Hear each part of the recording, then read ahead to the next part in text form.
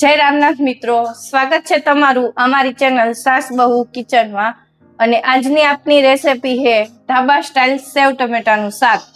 તો ચાલો આપણે બનાવીએ ઢાબા સ્ટાઇલ સેવ ટમેટાનું શાક અને જોઈ કે આપણે શું શું વસ્તુ યુઝ કરી છે। જો એના માટે લીધી છે આપણે જે શાક કરવાની સેવ આવે આવી રીતના ઝીણી સેવ। આ છે ટમેટા, આ રીતના આપણે ઝીણા કાપી લીધા। આ છે તેલ, પછી ટમેટાની પેસ્ટ છે, રાઈ, જીરું, લસણની પેસ્ટ, આદુ મરચાની ખાલી આદુની પેસ્ટ, કસૂરી મેથી, લીલું મરચું, મીઠું, ધાણા જીરું, હળદર, લાલ મરચું। તો જો હવે આપણે સૌ પ્રથમ પહેલા આ રીતનું એક વાસણ લીધું છે। હવે એમાં આપણે તેલ ગરમ થવા મૂકી દેશું। સેવ ટમેટાના શાકમાં આપણે તેલનું પ્રમાણ થોડુંક વધારે રાખવાનું, કારણ કે આ શાકમાં ઢાબા સ્ટાઇલ શાક છે ને એટલે એમાં તેલ વધારે હોય ને એટલે શાકનો કલર સરસ આવે અને દેખાય સારું। તો આપણે તેલ ગરમ થવા મૂકી દીધું છે અને હવે આપણે એક પેસ્ટ તૈયાર કરી લઈ। તો એમાં જો આપણે લીધું છે લાલ મરચું,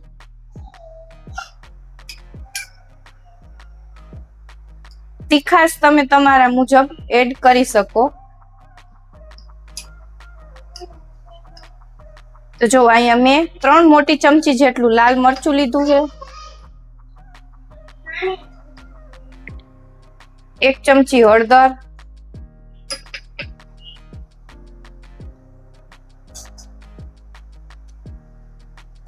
અને 2 ચમચી આપણે ધાણા જીરું લીધું છે। એ આપણે એમાં થોડુંક પાણી એડ કરશું અને આની પેસ્ટ બનાવી લેશું આ રીતના।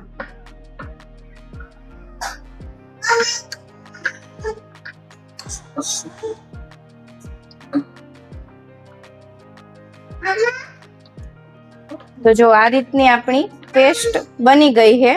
હવે આપણે એને થોડીક વાર સાઈડમાં રાખી દેશું અને આપણું તેલ ગરમ થઈ ગયું છે। હવે એમાં આપણે રાઈ જીરું નાખશું।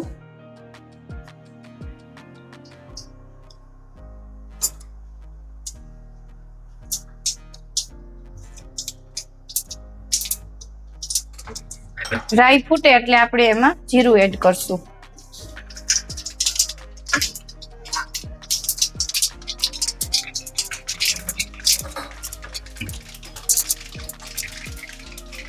હવે એમાં આપણે લીલા મરચાં એડ કરશું અને આપણે જે આ પેસ્ટ બનાવી હતી હવે આપણે એને એડ કરી દેશું।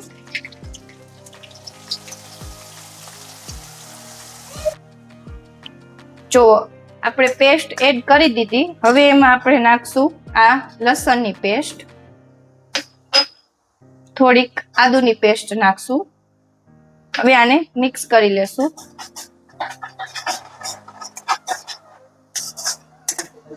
તેલ છૂટું પડે ત્યાં સુધી આપણે આને મિક્સ કરવાનું છે। હવે એમાં આપણે નાખશું મીઠું। મીઠું આપણે સ્વાદ મુજબ નાખવાનું।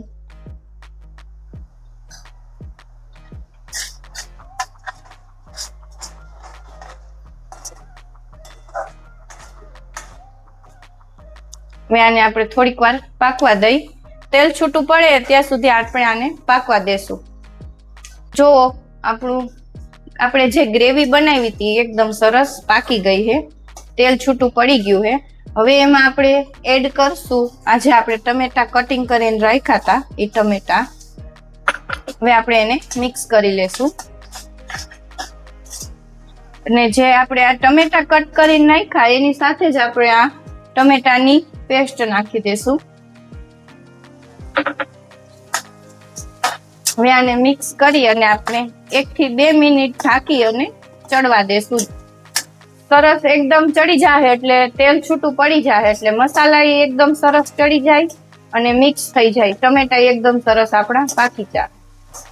તો જો આપણા ટમેટા એકદમ સરસ ચડી ગયા છે અને તેલ છૂટું પડી ગયું છે। જો સરસ ટમેટા એક સરખા પાકી ગયા અને તેલ છૂટું પડી ગયું ને ગ્રેવી સરસ આપણી પાકી ગઈ છે। અને જે આપણે મેં જેવી રીતના ગ્રેવી બનાવીને નાખી મસાલાની એવી રીતના ગ્રેવી બનાવીને નાખો ને એટલે કલર એકદમ સરસ આવે અને સરસ પાકી જાય ગ્રેવી. હવે આપણે એમાં નાખશું થોડીક કસૂરી મેથી.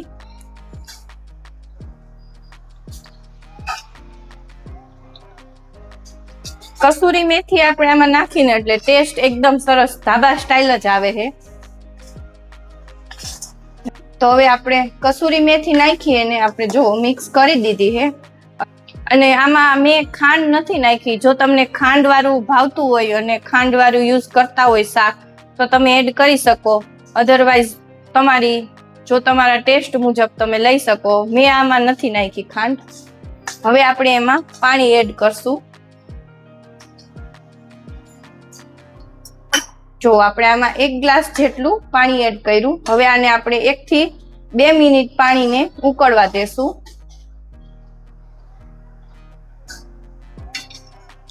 જો આપણું શાક જે ઉકળવા મૂક્યું હતું એકદમ સરસ ઉકળી ગયું છે. હવે આપણે એમાં નાખશું જે આ સેવ હતી એને આપણે આમાં એડ કરશું.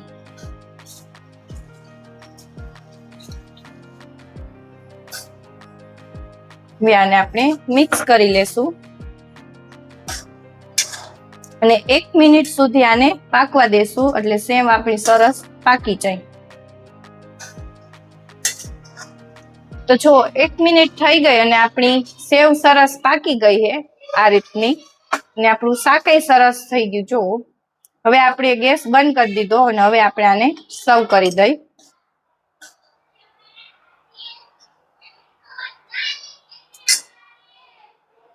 તો જો તૈયાર છે આપણું ઢાબા સ્ટાઇલ સેવ ટમેટાનું શાક.